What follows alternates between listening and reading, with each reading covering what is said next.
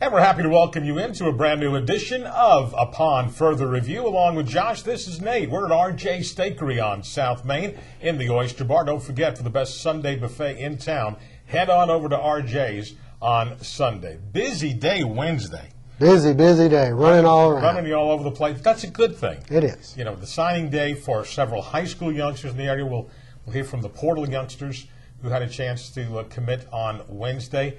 But the big story locally will be Georgia Southern. First signing class. And the first signing class for Jeff Monken, and everybody will have and will ask the same questions. So coming up on our show today, you will hear from Coach Monken, and we'll run down the signees. And also, I'm going to try to, this was an interesting, class to go after when you think about it. When he takes over, and I guess one of the questions that came up again, what about the players that were being recruited on the defensive side? Right. We know the offensive side had to change. We have 4 defensive linemen on scholarship right now, I guess, and they play 4. I think we're going to need some more guys there. Right. What do you think? Some offensive line. You need all the positions right now, but I guess the most pressing would be the defensive line, maybe a few offensive linemen, a couple of running backs, and of course we got to have a quarterback because right now nobody is. I guess that's a position that's still up for grabs. Yeah, the big philosophy change. You don't need the big offensive lineman. True. I think everything at this recruiting class for Georgia Southern based on speed. So let's pick it up as we caught up with head coach Jeff Monken at his office, at the football office, and talked about this year's signing class. And as we continue on Upon Further Review with the head man of the Georgia Southern Football Eagles after announcing his class for the 2010 signing day. It's always an exciting day for a lot of people now, this signing day. It's become almost a national holiday for football fans. And it's a little blown out of proportion, if I can be brutally honest with you. But it's exciting for the kids, and I'm excited for them. And it's great because everybody pays attention to them, and they get to talk to the media, and they get on TV, and they have press conferences, and their parents are so proud. And I think that part of it's great. I'm not a big fan of the national coverage of a guy signing his letter of intent. I think it's something that is a special event for that high school and that kid and his teammates and his parents.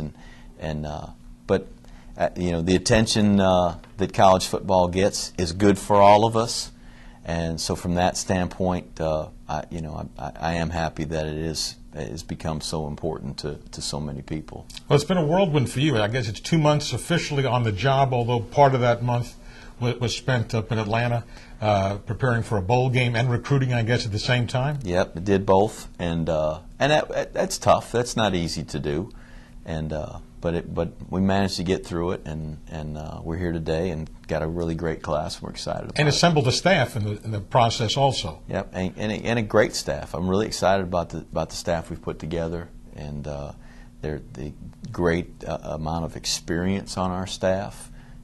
On defense, we've got 3 of the 4 coaches have been coordinators, and so at this level or higher.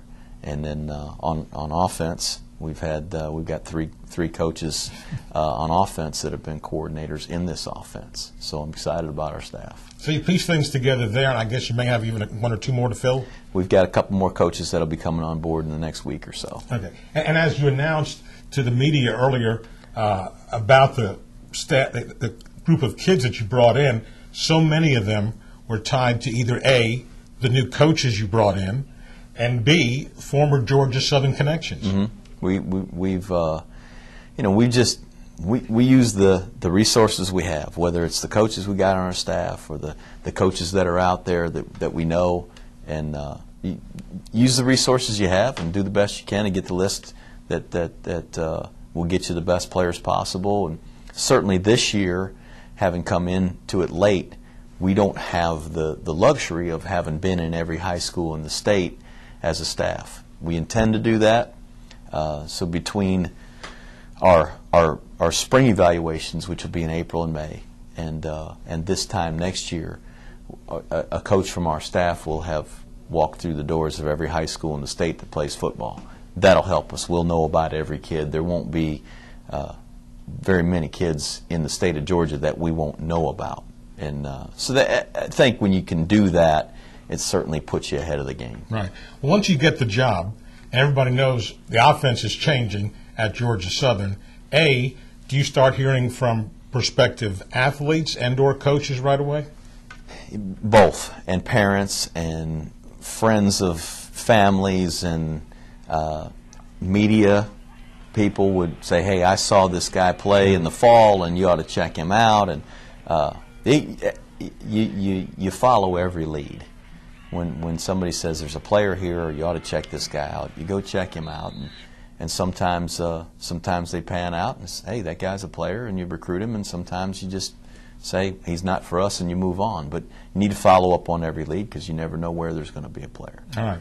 We'll come back and take a look at some of the specifics as to who Coach Monken and his staff went after as he tried to fill various needs on the Eagle football team. We'll do that after we come back on Upon Further Review.